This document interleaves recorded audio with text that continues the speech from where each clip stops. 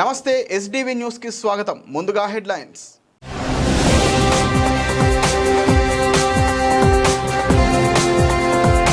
AP cabinet సమావేశం జరగనుంది. ముఖ్యమంత్రి చంద్రబాబు నేతృత్వంలో అసెంబ్లీలో సీఎం కోర్టులో మంత్రిమండలి సమావేశం.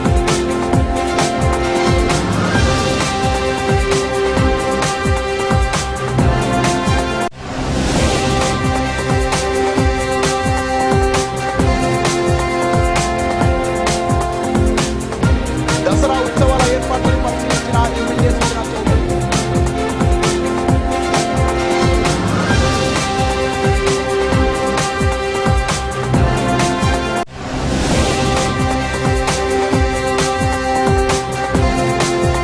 అవుట్ఫాండ్ రంగంలో పనులు నిరంతరాయంగా జరుగుతున్నాయి. విజయవాడ నగరపాలక సంస్థ కమిషనర్ ధ్యానచంద్ర విజయం ఆదేశాలు.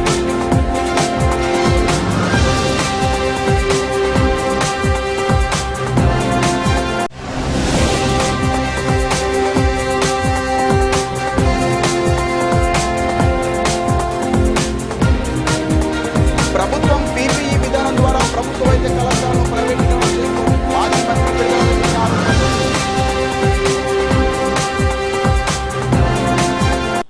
ఇంద్రకీలాద్రిపై ఈ నెల 22వ తేదీ నుంచి ప్రారంభం కానున్న దసరా మహోత్సవాల ఏర్పాట్లను విజయవాడ పశ్చిమ ఎమ్మెల్యే సుజనా చౌదరి గురువారం పరిశీలించారు. ఇంద్రకీలాద్రి నుంచి కాలినడకన క్యూలైన్ల వ్యవస్థను ఈవో షీనా నాయక్ మరియు కూటమి నేతలతో కలిసి ఎమ్మెల్యే సుజనా చౌదరి స్వయంగా పనులను పర్యవేక్షించారు. దుర్గగుడి ఘాట్ రోడ్డు, రథం సెంటర్, కెనాల్ రోడ్డు తదితర ఏరియాలను కాలినడకన వెళ్లి పరిశీలించారు. క్యూలైన్లలో సైతం నడిచి పరిశీలించారు. భక్తులకు సంతృప్తికరమైన దర్శనం కల్పించడమే లక్ష్యంగా అధికారులందరూ పనిచేయాలన్నారు. ఏమైనా సమస్యలు ఉంటే తన దృష్టికి తీసుకురావాలని, అధికారులందరూ సమన్వయంతో పనిచేయాలని సుజనా చౌదరి ఆదేశించారు. పెండింగ్ పనులను వేగంగా పూర్తి చేయాలని ఈవో షీనా నాయక్కు ఎమ్మెల్యే సుజనా చౌదరి తెలిపారు. సుజనా వెంట ఎన్టీఆర్ జిల్లా బీజేపీ అధ్యక్షుడు అడ్డూరి శ్రీరామ్, ఆర్యవైశ్య మహాసభ గౌరవాధ్యక్షుడు పెనుగొండ సుబ్బారాయుడు, టీడీపీ రాష్ట్ర కార్యనిర్వాహక కార్యదర్శి MS Baig, Janasena party Andhra zone convener Badita Shankar, Janasena party ప్రచార కమిటీ కోఆర్డినేటర్ తిరుపతి సురేష్, కూటమి నేతలు తిరుపతి, అనూష, పైలా సురేష్, అవ్వారు బుల్లబ్బాయ్, పచ్చిపులుసు శివప్రసాద్, రెడ్డిపల్లి రాజు, మంగళపురి మహేష్, అజీబ్, బ్రహ్మారెడ్డి, దొడ్ల రాజా, సత్యసాయి ప్రసాద్ తదితరులు పాల్గొన్నారు.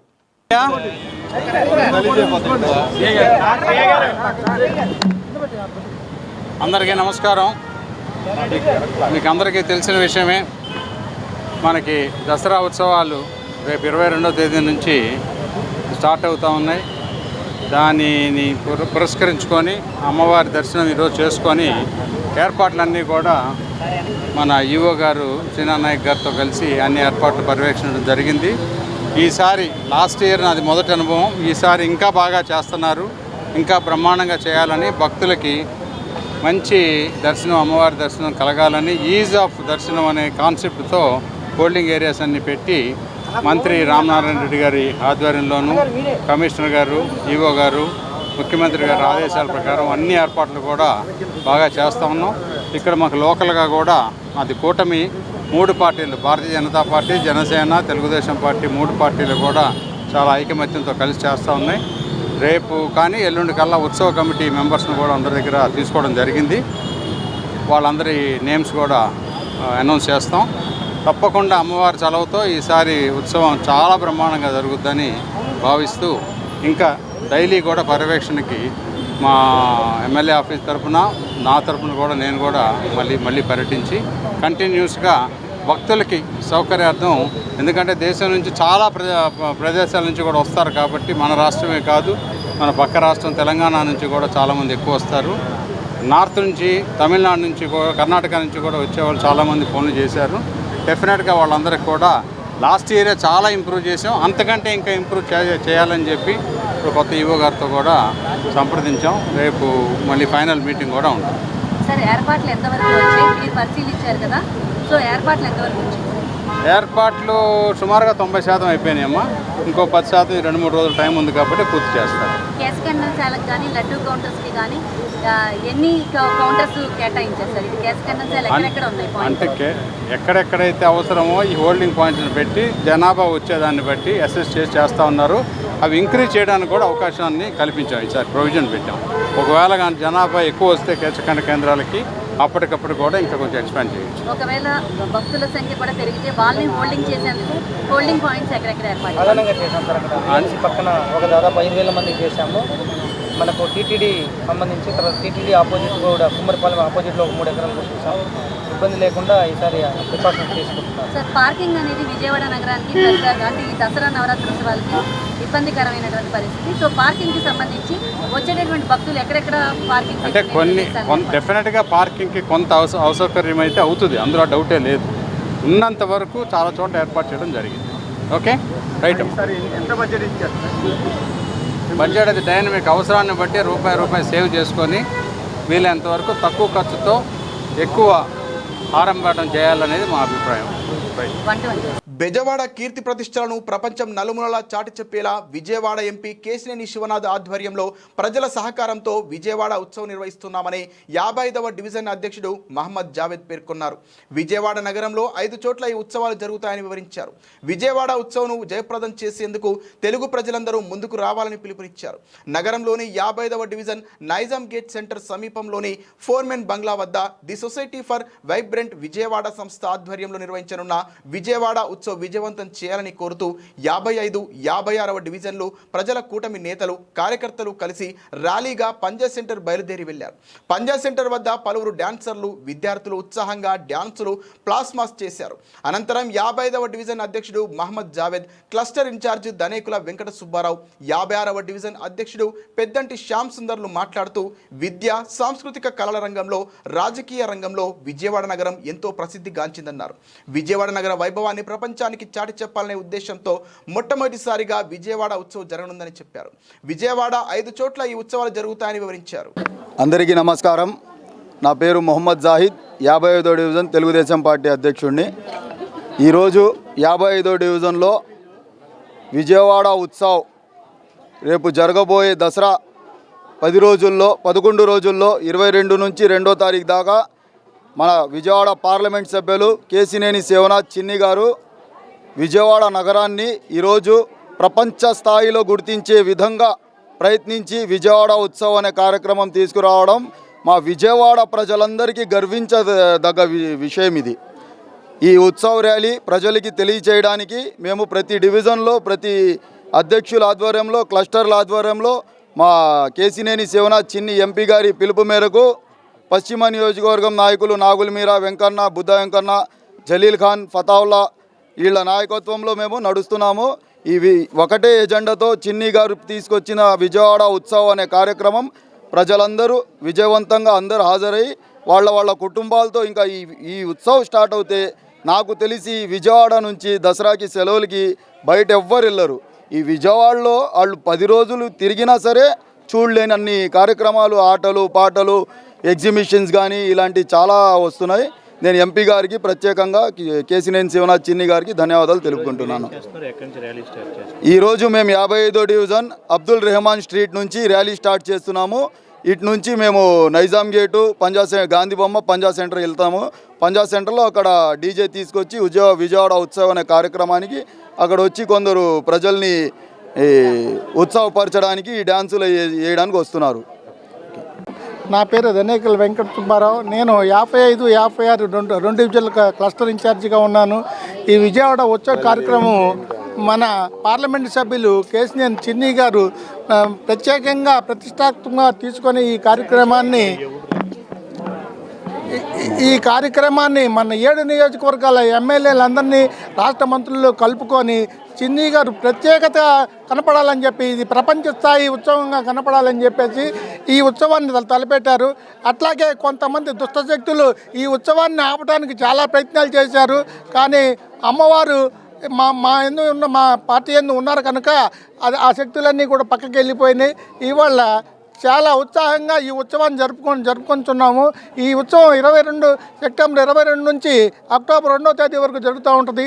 అట్లాగే మన ఇండస్ట్రియల్ ఎస్టేట్ అనేది మనకి ఎప్పుడు స్వరాజ్య మైదానంలో జరిగేది. దాన్ని కూడా ఇవాళ 45 ఎకరాల్లో గొల్లపూడిలో అక్కడ ఏర్పాటు చేస్తున్నారు. అది కూడా చాలా ఆహ్లాదకరమైన ఉత్సవం. అందరూ కూడా దానికి కూడా అది అవుతారు. మనకి 12 సంవత్సరాల క్రితం తీసేశారు ఉత్సవాన్ని, ఇప్పుడు మళ్ళీ ఆరంభిస్తున్నారు.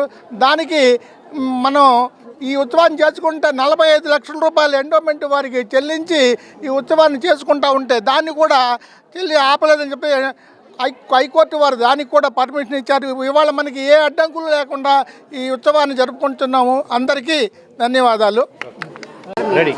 అందరికీ నమస్కారం అండి. నా పేరు పెద్దిని శ్యామ్ సుందర్, 56 డివిజన్ అధ్యక్షుల్ని. ఈరోజు 55, 56 డివిజన్లో విజయవాడ ఉత్సవ్ అనే ప్రోగ్రాన్ని చేసుకుంటూ వస్తున్నాం. ఈరోజు మా విజయవాడ పార్లమెంట్ సభ్యులు కేసినేని చిన్ని గారు ప్రపంచ స్థాయిలో విజయవాడని నిలబెట్టాలి, గత కొన్నేళ్లుగా కొంతమంది తరపున ఆపేశారు ఈ ఉత్సవాలు అనేది, విజయవాడని భ్రష్టు పట్టించారు. అలా కాదు, మన విజయవాడ అంటే ప్రపంచ స్థాయిలో గుర్తింపు పొందాలని చిన్ని గారు ఒక పట్టుబట్టి ఈరోజు విజయవాడ ఉత్సవం అనే ప్రోగ్రాం పెట్టారు. దానికి మద్దతుగా అన్ని డివిజన్లో మేము డివిజన్లో ర్యాలీ చేస్తూ డివిజన్ ప్రజలకు తెలియజేస్తూ ఏం జరుగుతుంది 22 డివిజన్లో ప్రతి డివిజన్లో కూడా ఇలాగే చేస్తూ ప్రజలకు తెలియజేస్తున్నాం. రేపు 22 నుంచి 2వ తారీఖు వరకు 11 రోజులు కూడా సాంస్కృతిక కార్యక్రమాలు ఇవన్నీ జరుగుతూ ఉన్నాయి. అవి ప్రజలకు తెలియజేసుకుంటూ 4-5 డివిజన్లు కలిపి ఒక చోట చేరి మళ్ళీ అక్కడ అందరికీ తెలియజేస్తున్నాం. ఈరోజు 55, 56, 54, 53 4 డివిజన్లు కలిపి ఎవరి డివిజన్లో వాళ్ళు ప్రజలకు తెలియజేస్తూ పంచాయతీ సెంటర్కి వచ్చి పంచాయతీ సెంటర్లో మళ్ళీ 4 డివిజన్లు కలిసి అందరికి ప్రజలకు తెలిసేటట్టు రేపు ఈ 11 రోజులు కూడా తుమ్మలపల్లి కళాక్షేత్రం, ఘంటసాల వెంకటేశ్వర గారి సంగీత కళాశాల, గొల్లపూడి ఎండోమెంట్ స్టేడియంలో 3 చోట్ల కూడా సాంస్కృతిక కార్యక్రమాలు జరుగుతాయి. దయచేసి ప్రజలందరూ తెలుసుకోవాలని మేము ఇప్పుడు ఈ ర్యాలీలు పెడుతున్నాం. ఈ మీడియా ద్వారా కూడా ప్రజలు తెలుసుకొని రేపు 11 రోజులు కూడా మనకి ఇన్ని రోజులు దూరమైన సంస్కృతిని ఎంజాయ్ చేస్తారని కోరుకుంటూ నేడు ఏపీ కేబినెట్ సమావేశం జరగనుంది. మధ్యాహ్నం 1:45 ముఖ్యమంత్రి చంద్రబాబు నేతృత్వంలో అసెంబ్లీలో సీఎం పేషీలో మంత్రిమండలి సమావేశం కానుంది. 15 అంశాలు ఎజెండాగా సమావేశం నిర్వహించనున్నారు. ఆగస్టు 31లోగా అర్బన్ లోకల్ బాడీలు, urban development authority, AP CRDA రాజధాని ఏరియా మినహాయించి అనాథరైజ్డ్గా నిర్మించిన భవనాలకు పీనలైజేషన్ విధించే ప్రతిపాదనపై నేడు కేబినెట్ ఆమోదం తెలపనుంది. నాలా ఫీజు రద్దుకు సంబంధించి మున్సిపల్ అడ్మినిస్ట్రేషన్లోని వివిధ చట్టాలను సవరిస్తూ కేబినెట్లో నిర్ణయం తీసుకునే అవకాశం ఉంది. వైఎస్ఆర్ తాడిగడప మున్సిపాలిటీని తాడిగడప మున్సిపాలిటీగా మార్చే డ్రాఫ్ట్ బిల్లుకు పలు సవరణలు చేస్తూ కేబినెట్ ఆమోదం తెలిపే అవకాశం ఉన్నట్లు తెలుస్తోంది. రాజధాని అమరావతి ప్రాంతంలో పెద్ద ప్రాజెక్టుల అమలుకు స్పెషల్ పర్పస్ వెహికల్ ఏర్పాటు చేసేందుకు కేబినెట్ ఆమోదం తెలపనుంది. వాహనమిత్ర పథకం కింద ఈ దసరాకు సొంతంగా ఆటో కలిగి నడుపుకునే వారికి 15,000 రూపాయలు ఇచ్చే ప్రతిపాదనకు ఈ సమావేశంలో ఆమోద ముద్ర పడే అవకాశం ఉంది. ఈ అసెంబ్లీ సమావేశాల్లో సభ ముందుకు తీసుకొచ్చే పలు బిల్లులను మంత్రివర్గం ఆమోదించనుంది.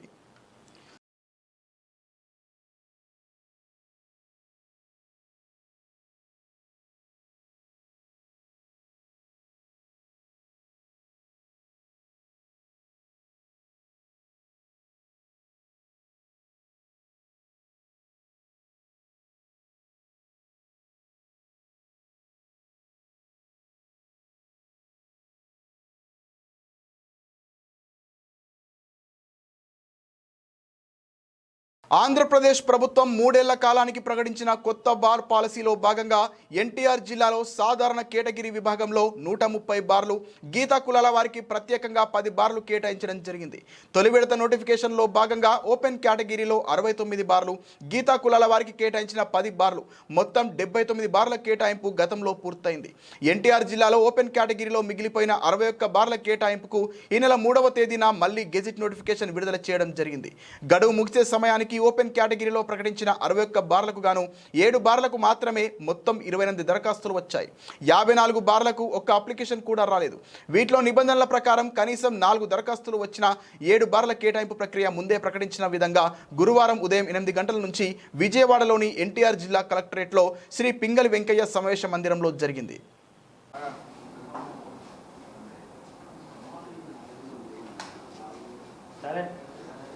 ఎన్టీఆర్ జిల్లాకి నూతన బార్ పాలసీలు విధానంలో భాగంగా 130 జనరల్ బార్లను 10 రిజర్వ్డ్ బార్లను గీత కులాల వరకు కేటాయించడం జరిగింది. ఇందులో మొదటి విడత నోటిఫికేషన్లో మనం 79 బార్లు ఎన్టీఆర్ జిల్లాలో 4 అప్లికేషన్ వేసిన వారికి కేటాయించడం జరిగింది. మిగిలిన 61 జనరల్ బార్లకి మనం రెండో విడత నోటిఫికేషన్ ఇవ్వగా ఈరోజు వాటికి 7 అప్లికేషన్స్ 7 బార్లకు గాను 4 అప్లికేషన్స్ వచ్చాయి.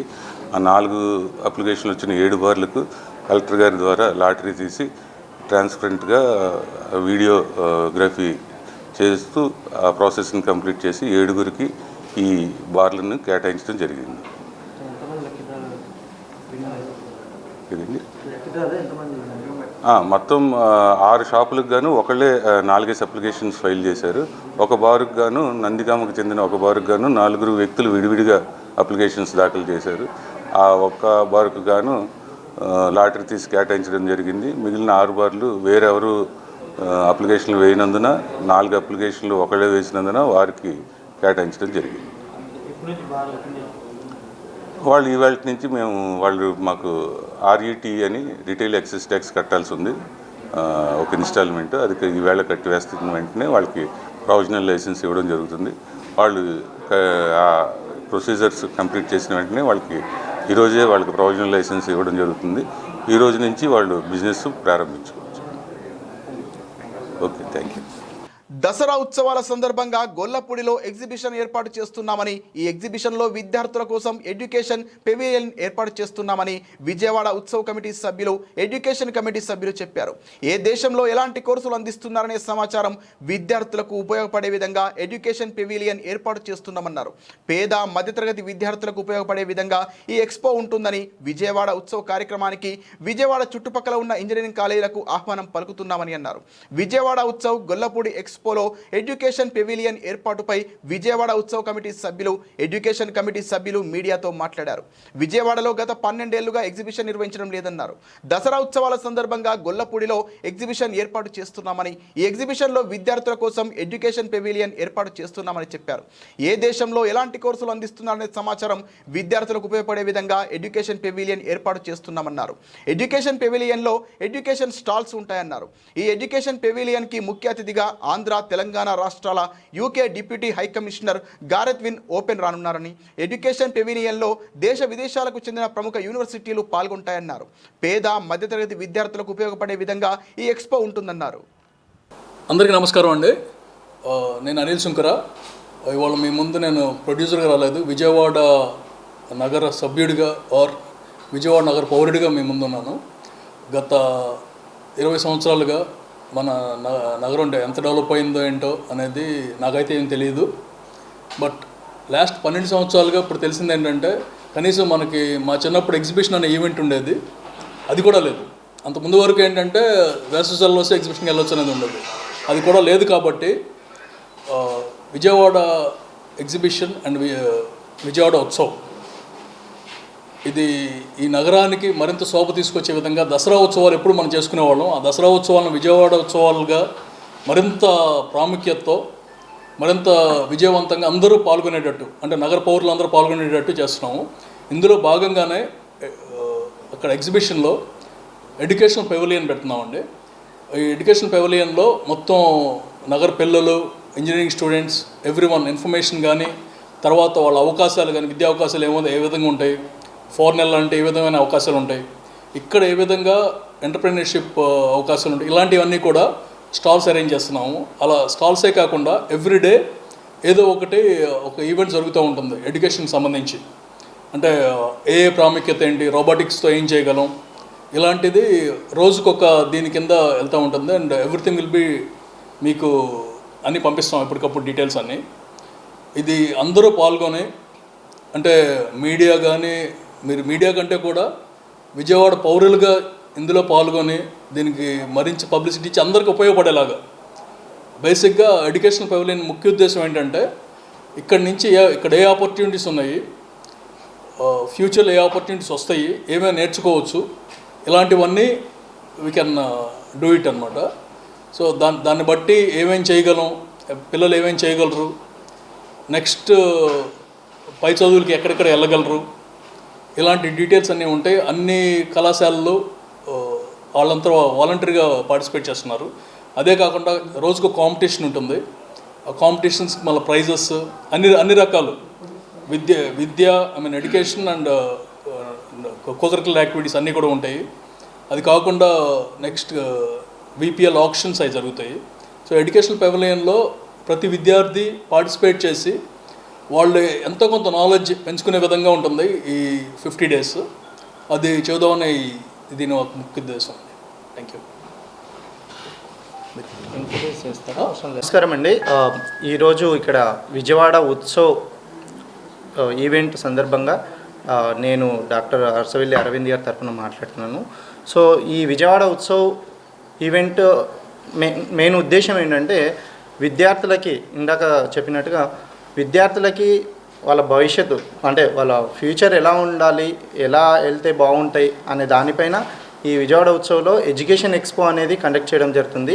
సెప్టెంబర్ 22 టు నవంబర్ 16 వరకు విజయవాడ ఎక్స్పో గ్రౌండ్స్లో గొల్లపూడిలో జరుగుతుంది. ఇందులో మన ఆంధ్రప్రదేశ్ అనే కాకుండా వివిధ స్టేట్స్ నుంచి యూనివర్సిటీస్ కూడా పాల్గొనడం జరుగుతుంది. మన ఇండియన్ యూనివర్సిటీసే కాకుండా యూకే, అమెరికా లాంటి దేశాల నుంచి కూడా యూనివర్సిటీ వాళ్ళు అక్కడ వచ్చి స్టాల్ పెట్టుకోవడం జరుగుతుంది. దీనివలన అంటే డబ్బులున్న వాళ్ళు ఎక్కడికి వెళ్ళినా సరే ఏదైనా నేర్చుకోగలరు, ఏదైనా రీసెర్చ్ చేసుకోగలరు, ఎక్కడికైనా పోగలరు. మెయిన్ ఉద్దేశం ఏంటంటే మిడిల్ క్లాస్ పీపుల్ అంటే బ్యాక్వర్డ్ క్లాస్ పీపుల్ ఉంటారు. సో రైతుల నుంచి అంటే అగ్రికల్చర్ బ్యాక్గ్రౌండ్ నుంచి వచ్చి వాళ్ళు వేరే సిటీకి వెళ్ళి తెలుసుకునేంత అవకాశాలు వాళ్ళకు ఉండవు. అలాంటి ఉద్దేశంతో సో ప్రతి విద్యార్థి యొక్క తల్లిదండ్రికి విద్య యొక్క ఉన్నతి ఏంటి, విద్యా ప్రమాణాలు ఎలా ఉండాలి, ఉంటే మన రాష్ట్రంలోనే చదువుకుంటే ఎలా ఉంటుంది, బయటికి వెళ్తే ఎలా ఉంటుంది, ఎంత ఖర్చు వస్తుంది, చదువు యొక్క ప్రమాణాలు ఎలా ఉన్నాయి, కాలేజెస్లో ఎలాంటి ఫెసిలిటీస్ ఉన్నాయి, మన విద్యార్థులు ఏ కళాశాలలో చదివితే మంచి కెరియర్ ఉంటుంది అనేది విద్యార్థులే తెలుసుకోవడం కాకుండా పేరెంట్స్ కూడా వెళ్ళి ఒక్క ప్లాట్ఫామ్లో ఇక్కడ మన యూనివర్సిటీస్, బయట దేశం యూనివర్సిటీస్ గురించి కొత్త టెక్నాలజీస్ వచ్చినాయి. బిజినెస్ చేసే వాళ్ళకి బిజినెస్ ప్రోగ్రామ్స్లో కొత్త టెక్నాలజీస్ ఉన్నాయి.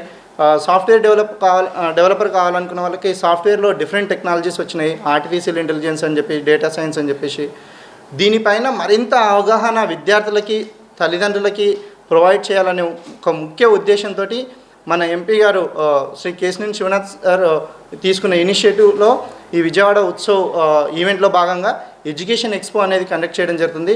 ఇందులో మన ఆంధ్రప్రదేశ్, తెలంగాణ నుంచి ఏ యూనివర్సిటీ వాళ్ళైనా సరే, ఇంకా ఇప్పటివరకు అక్కడ రిజిస్టర్ చేసుకోలేని వాళ్ళు ఎవరైనా సరే మాకు కాల్ చేసినట్టయితే మా నంబర్ 7093129494 ఈ నెంబర్ కాల్ చేసినట్టయితే మేము అక్కడ స్పేస్ ఇవ్వడానికి సంతోషంగా స్పేస్ ప్రొవైడ్ చేస్తాం. మీరు మీ కళాశాల గురించి కూడా, మీ కళాశాలలో ఉన్న ప్రత్యేకతలు ఏంటి అనేది కూడా విద్యార్థితో పాటు తల్లిదండ్రులకి అక్కడ వచ్చిన అంటే డిఫరెంట్ సిటీస్ నుంచి వచ్చిన ప్రతి ఒక్కరికి ఒక ప్లాట్ఫామ్లో తెలియజేయడానికి అవకాశం ఉంటుంది. సో ఇది ఒక మంచి అవకాశం. విద్యార్థులు, పేరెంట్స్ ప్రతి ఒక్కరు సద్వినియోగపరుచుకుంటారని ఆశిస్తూ సెలవు. మరి ఈ విజయవాడ ఉత్సవ్ ఎడ్యుకేషన్ పెవిలియన్లో దాదాపుగా మరి ఎంపీ గారి డైరెక్షన్ మేరకు వివిధ రాష్ట్రాల నుంచి కానీ మన విజయవాడ చుట్టుపక్కల ప్రాంతాల నుంచి కానీ ఉన్నటువంటి పేరు ప్రఖ్యాతులు ఉన్న యూనివర్సిటీలు, కాలేజీలు, ఇంజనీరింగ్ కాలేజీలు కానీ, మెడికల్ కానీ, అలాగే జనరల్ ఎడ్యుకేషన్లో టాప్ కాలేజెస్ ఏవైతే ఉంటాయో వాళ్ళందరినీ కూడా స్టాల్స్ పెట్టడానికి వ్యక్తిగతంగా ఇన్విటేషన్లు అందజేస్తున్నాం. మరి వాళ్ళ వచ్చిన తర్వాత మంచి వైబ్రెంట్గా ఉండటం కోసం ఎలా అయితే కాలేజెస్లో అన్ని విషయాల్లో కూడా క్విజ్లో కానీ, జనరల్ విషయాల్లో కానీ, ఏఐలో రిలేటెడ్గా కానీ చిన్న ఇష్యూస్లో మామూలుగా టేకప్ చేసి ఎక్కువ మంది పార్టిసిపేట్ చేసే విధంగా కాంపిటీషన్స్ కూడా పెట్టి ఆ ఏరియా అంతా కూడా ఎక్కువ వైబ్రెంట్గా ఉండేలాగా చేయాలనేది సంకల్పంతో ముందుకెళ్తున్నాం. కనుక దీన్ని మరి మనం చుట్టుపక్కల ఉన్నటువంటి దాదాపుగా ఇంజనీరింగ్ కాలేజీలే దాదాపుగా 100 నుంచి 150 కాలేజీలు మన 2-3 జిల్లాల్లోనే ఉన్నాయి. ముఖ్యంగా వాళ్ళందరికీ కూడా ఇన్విటేషన్ ఎక్స్టెండ్ చేస్తున్నాం. కనుక ఇదే ఆహ్వానంగా భావించి మరి అందరూ కూడా మరి ఆంధ్ర రాష్ట్రంలో కానీ, తెలంగాణలో కానీ, చుట్టుపక్కల ప్రాంతాల్లో ఉన్నటువంటి ఇంజనీరింగ్ కాలేజీలు, అలాగే జనరల్ ఎడ్యుకేషన్ కాలేజీలు కానీ, మెడికల్ కాలేజీలు కానీ ఎవరైనా సరే విద్యార్థులు అందరూ కూడా మరి రకరకాల కాంపిటీషన్లు అన్నీ కూడా మేము డే వైజ్ కూడా అందరికీ కూడా ఒక కామన్ గ్రూప్ అనేది ఒకటి ఏర్పాటు చేసి ఇన్ఫామ్ చేయటం జరుగుతుంది. మరి ఆ వాట్సాప్ గ్రూప్ ద్వారా తెలుసుకుని ఎవరినైతే మేము ఇన్విటేషన్ ఎక్స్టెండ్ చేసామో వాళ్ళందరినీ ఈ ప్లాట్ఫామ్లోకి తీసుకొస్తున్నాం. వాళ్ళందరూ కూడా మరి వాళ్ళలో ఉన్నటువంటి ప్రతిభ, విద్యార్థులు ఉన్న ప్రతిభ వివిధ రంగాల్లో, ముఖ్యంగా ఆర్టిఫిషియల్ ఇంటెలిజెన్స్లో కానీ, మరి మెకానికల్ సైడ్గా ఉన్నటువంటి దానిలో కానీ, అన్ని విషయాల్లో కూడా లేటెస్ట్ టెక్నాలజీస్ ఏవైతే ఉన్నాయో అందులో, క్విజ్లో కానీ అన్ని విషయాల్లో కూడా వాళ్ళ టాలెంట్ని ఎగ్జిబిట్ చేసి, మరి వాళ్ళ ఉన్నటువంటి స్కిల్స్ అన్నీ కూడా ఎగ్జిబిట్ చేయడానికి మంచి వేదికగా కూడా దీన్ని తీసుకురావాలనే ఆలోచనతో ముందుకెళ్తున్నాం కనుక, మరి అన్ని విద్యా సంస్థల యాజమాన్యాలు, మరీ ముఖ్యంగా ప్రిన్సిపల్స్ కానీ, అడ్మినిస్ట్రేటర్స్ కానీ, అక్కడ ఉన్నటువంటి కల్చరల్ వింగు, అలాగే డిబేటు, అలాగే క్విజ్కు సంబంధించినటువంటి ఇన్ఛార్జెస్ అందరూ కూడా ఈ అవకాశాన్ని సద్వినియోగం చేసి, మీరు కూడా యాక్టివ్గా మీ టీమ్స్తో పార్టిసిపేట్ చేసి, మరి విజయవాడ ఉత్సవం అనేది, ముఖ్యంగా ఎడ్యుకేషన్ పెవిలియన్ అనేది మరి ఎప్పుడు కూడా వైబ్రెంట్గా ఉండేట్టుగా, కడకడలాడుతూ వందలాది వేలాది మంది మరి ఈ ఏరియాలో ఉండేట్టుగా విద్యార్థులతో కాంపిటీషన్స్లో పార్టిసిపేట్ చేసేలాగా జాగ్రత్తలు తీసుకోవాలని ఈ సందర్భంగా అందరికీ కూడా ఆహ్వానం తెలియజేస్తున్నాం. ప్రభుత్వం పీపీఈ విధానం ద్వారా ప్రభుత్వ వైద్య కళాశాలలను ప్రైవేటీకరణ చేస్తోందని మాజీ మంత్రి విడుదల రజని ఆరోపణలు చేశారు.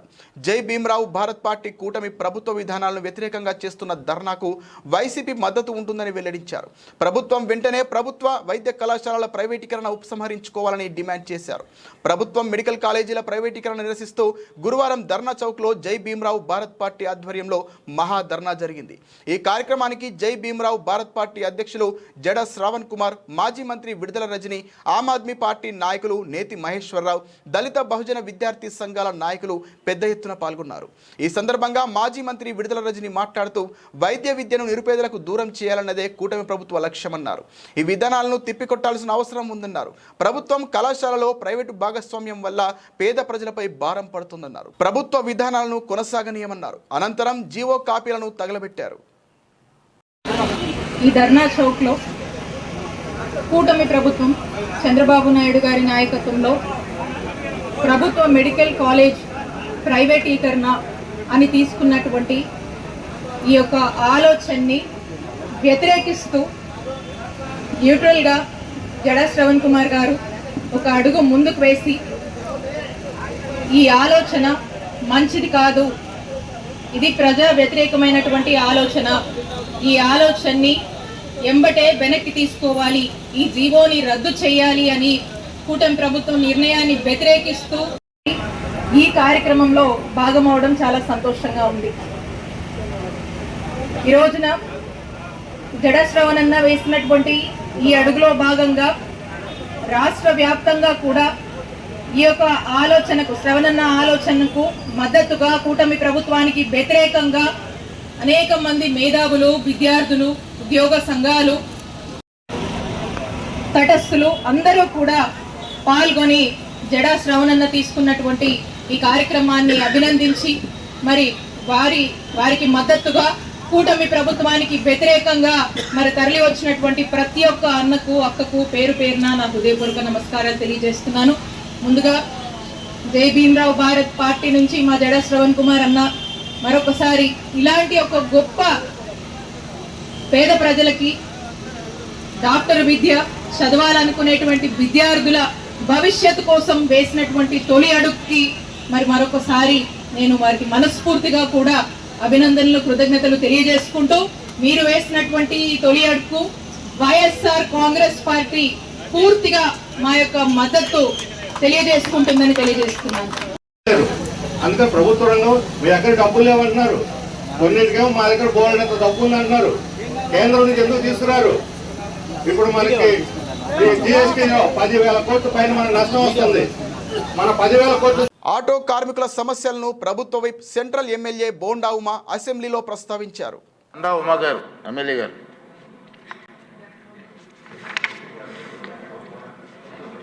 ధన్యవాదాలు అధ్యక్ష. ఏదైతే మొన్న శ్రీశక్తి పథకం, ఏదైతే ఉచిత బస్సు ప్రయాణము మా నియోజకవర్గంలో ఆర్టీసీ బస్ స్టాండ్లో గౌరవ ముఖ్యమంత్రి గారు ప్రారంభించారు అధ్యక్ష. అది బ్రహ్మాండంగా సక్సెస్ అయింది, ప్రజలందరూ కూడా సంతోషంగా ఉన్నారు అధ్యక్ష. దాని తర్వాత ఆటో వాళ్ళకి కొన్ని సమస్యలు వచ్చినాయి అధ్యక్ష. దాంట్లో విజయవాడలో ముఖ్యంగా ఈ ఫ్రీ జోన్ అని పెట్టారు, అది కూడా ఇంతకుముందు కూడా పెట్టాం, దాన్ని ఏదో రద్దు చేస్తా ఉన్నారు. ఆ ఫ్రీ జోన్ కూడా లిఫ్ట్ చేయమని అడిగాం అధ్యక్ష. ఆటో కార్మికుల గురించి ప్రధానంగా కూటమి ప్రభుత్వం అధికారంలోకి వచ్చేటప్పుడు పార్టీల పరంగా కూడా వాగ్దానం ఇచ్చాం అధ్యక్ష. మనం మేనిఫెస్టోలో పెట్టాం అధ్యక్ష. జీవో నెంబరు 21 అని ఏదైతే ఫైన్స్ పెడుతున్నారో ఆ ఫైన్స్ని రద్దు చేస్తామని చెప్పాం అధ్యక్ష. జీవోని రద్దు చేస్తాం 21 అని చెప్పి. అది దయచేసి గౌరవ ముఖ్యమంత్రి గారికి, గౌరవ ప్రభుత్వాన్ని అడుగుతున్నాం అధ్యక్ష. తప్పనిసరిగా 021 ఇవాళ ఫ్రీ బస్ పెట్టినందువల్ల ఆటో కార్మికులు కనీసం 200-300 రూపాయలు కూడా ఇంటికి తీసుకెళ్ళలేకపోతా ఉన్నారు. వాళ్ళు చాలా ఆకలితో అలమటిస్తూ ఉన్నాయి వాళ్ళ కుటుంబాలు. కాబట్టి ఆ జీవో నెంబర్ 21 ఏదైతే మనం మేనిఫెస్టోలో పెట్టినటువంటి విధంగా ఆ జీవో నెంబర్ 21ని రద్దు చేయమని అడుగుతా ఉన్నాం. ఇవాళ 1963 అమెండ్మెంట్ ఇవాళ సభలో తీసుకొచ్చారు అధ్యక్ష. ఇప్పుడే బిల్స్ చూశాను నేను. దీంట్లో గ్రీన్ ట్యాక్స్ని తగ్గిస్తూ డిసిషన్ తీసుకున్నారు అధ్యక్ష. చాలా సంతోషం అధ్యక్ష. ఇది ఎప్పుడో లాంగ్ పెండింగ్ ఇష్యూ. మనం గవర్నమెంట్ వచ్చిన సంవత్సరం నుంచి ఆటో కార్మికులందరూ గ్రీన్ ట్యాక్స్ రద్దు చేయమని అడుగుతూ ఉన్నారు. కనీసం తగ్గిస్తున్నందుకు ప్రభుత్వానికి ధన్యవాదాలు తెలియజేస్తున్నాం అధ్యక్ష. తర్వాత సంక్షేమ బోర్డు ఒకటి పెడతామని చెప్పి అనుకున్నాం అధ్యక్ష. అదొకటి ఆ మేనిఫెస్టో దాంట్లో ఈ సంక్షేమ బోర్డు కూడా పెట్టి ఇవాళ ఆటో కార్మికులు రాష్ట్ర వ్యాప్తంగా, నా నియోజకవర్గంలో కాదు అధ్యక్ష, రాష్ట్ర వ్యాప్తంగా చాలా ఇబ్బందులు పడుతూ ఉన్నారు. ఆటో కార్మికుల్ని ఆదుకోమని చెప్పి ఆటో కార్మికుల్ని దీన్ని దృష్టి పెట్టడానికి ఒక కమిటీ కూడా ఆల్రెడీ గౌరవ ముఖ్యమంత్రి గారి దృష్టి తీసుకెళ్తే 15,000 రూపాయలు రేపు దసరా నుంచి ఆటో డ్రైవర్లందరికీ అనౌన్స్ చేశారు అధ్యక్ష. చాలా హ్యాపీ ఫీల్ అయ్యారు ఆటో డ్రైవర్లందరూ కూడా. కానీ మిగతా ఇష్యూస్ ఉన్నాయి అధ్యక్ష. కనీసం సంవత్సరానికి 15,000 రూపాయలు ఇస్తున్నాం. కనీసం ఇప్పుడు రోజుకి 200-300 రూపాయలు కూడా ఈ శ్రీశక్తి ఫ్రీ బస్సు మహిళలకి పెట్టినందువల్ల వాళ్ళకి రావట్లేదు. కాబట్టి వాళ్ళ దగ్గర నుంచి అన్ని ఎమ్మెల్యేలకి, మొన్న అయితే వైజాగ్లో ఎమ్మెల్యేలు ఇంటి ముందు ధర్నాలు కూడా చేశారు అధ్యక్ష. ఆటోలు పెట్టుకొని ఇక్కడే ఉన్నారు, గంటా శ్రీనివాసరావు వాళ్ళు కూడా ధర్నా చేశారు అధ్యక్ష. కాబట్టి మాకు చాలా ఒత్తిడి ఉంది. ఇది అందరు ఎమ్మెల్యేల ఇష్యూ అధ్యక్ష. కాబట్టి ప్రభుత్వాన్ని మీ ద్వారా రిక్వెస్ట్ చేసేది ఏంటంటే వెంటనే దీని మీద ఒక గ్రూప్ ఆఫ్ మినిస్టర్స్ కమిటీ వేసి దీన్ని ఏదో ఒకటి auto workers, auto drivers, auto వాళ్ళ సమస్యల్ని తీర్చమని. ఇది చాలా తక్కువ బడ్జెట్తో కూడుకున్నటువంటి అంశం అధ్యక్ష. ఈ ఇన్కమ్తో మనకు వచ్చినటువంటి ఇబ్బంది లేదు. అలాగే ఈ ఫైన్ల అధ్యక్ష, వన్ టైం సెటిల్మెంటు ఇతర రాష్ట్రాల్లో అమలు చేశారు అధ్యక్ష. అంటే గతంలో ఒక్కొక్క ఆటో మీద 10,000, 20,000 ఉంటే దాంట్లో 20% కడితే ఆ ఆటో ఫైన్లు కానీ, స్కూటర్ ఫైన్లు కానీ, మోటార్ సైకిల్ ఫైన్లు కానీ, కార్ల మీద ఫైన్లు కానీ, ట్రాఫిక్ వైలెన్స్లు సెటిల్ చేసుకునే ఓటీఎస్ స్కీమ్ ఇచ్చారు అధ్యక్ష. ప్రభుత్వాన్ని నేను రిక్వెస్ట్ చేసేది ఏంటంటే ఆ ఓటీఎస్ స్కీమ్ కూడా మన రాష్ట్రంలో పెట్టి ఈ ఫైన్లన్నీ కూడా ఒక 10%కి లిమిట్ చేసి దాన్ని అంతా ఉన్నటువంటి ఆటోల మీద, ట్యాక్సీల మీద, మోటార్ సైకిల్ 2 వీలర్స్ మీద ఉన్న ఫైన్లన్నింటినీ క్లోజ్ చేయమని అడుగుతున్నాం అధ్యక్ష. ఈ జీవో నెంబర్ 21 ద్వారా 10,000, 20,000 ఇష్టారీతిని ఫైన్లు వేస్తారు అధ్యక్ష. ఏ అధికారి కానీ, మన మంత్రి గారికి అనేకసార్లు చెప్పాం, ఎవరూ కూడా పట్టించుకోవట్లేదు అధ్యక్ష. దీని మీద దయచేసి తమని రిక్వెస్ట్ చేస్తా ఉన్నాం. ఇది సీరియస్ అంశంగా తీసుకొని దయచేసి వెంటనే రెస్పాండ్ అయ్యి జీవో నెంబర్ 21 అలాగే ఈ ఇష్యూస్ ఏవైతే చెప్పామో వాటి మీద స్పందించమని కోరుతున్నాం అధ్యక్ష. సహజాన్ గారు. అవుట్ఫాల్ డ్రైన్లలో డీసిల్టింగ్ పనులు నిరంతరాయంగా జరుగుతుండాలని విజయవాడ నగరపాలక సంస్థ కమిషనర్ ధ్యానచంద్ర హెచ్ఎం అన్నారు. గురువారం ఉదయం తన పర్యటనలో భాగంగా 1 town, Tarapeta, BRP road, Nehru road, Padiveedhi ప్రాంతాలన్నీ క్షేత్రస్థాయిలో పరిశీలించారు. ఈ సందర్భంగా కమిషనర్ మాట్లాడుతూ అవుట్ఫాల్ డ్రైన్లోని వ్యర్థాలను ఎప్పటికప్పుడు తొలగించాలని, ఇంజనీరింగ్ అధికారులు, ప్రజారోగ్య అధికారులు సమన్వయంతో పనిచేస్తూ వ్యర్థాలను తొలగిస్తూ డీసిల్టింగ్ చేస్తూ ఉండాలని, మిషన్లను వ్యర్థాలు తొలగించే ప్రక్రియలో పూర్తి స్థాయిలో ఉపయోగించాలని అధికారులను ఆదేశించారు.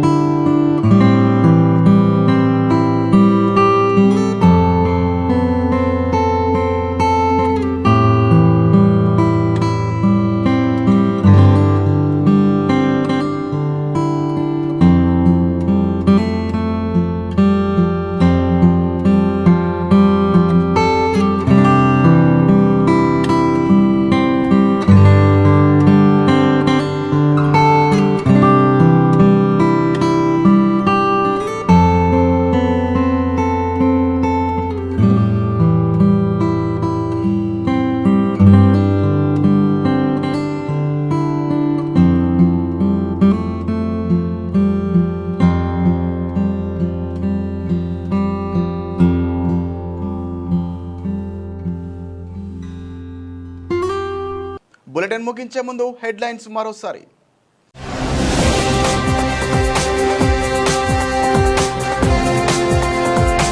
ఏపీ కేబినెట్ సమావేశం జరగనుంది. ముఖ్యమంత్రి చంద్రబాబు నేతృత్వంలో అసెంబ్లీలో సీఎం కోర్టులో మంత్రిమండలి సమావేశం.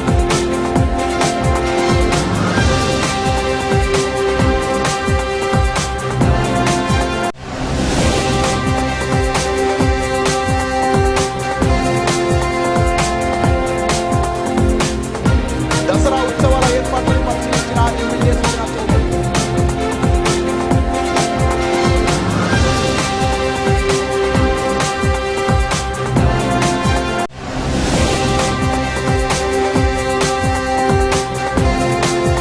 అవుట్ఫాండ్ రైళ్లలో డీజిల్ పన్ను నిరంతరాయంగా జరుగుతున్నాయి. విజయవాడ నగరపాలక సంస్థ కమిషనర్ ధ్యానచంద్ర విజయం ఆదేశాలు.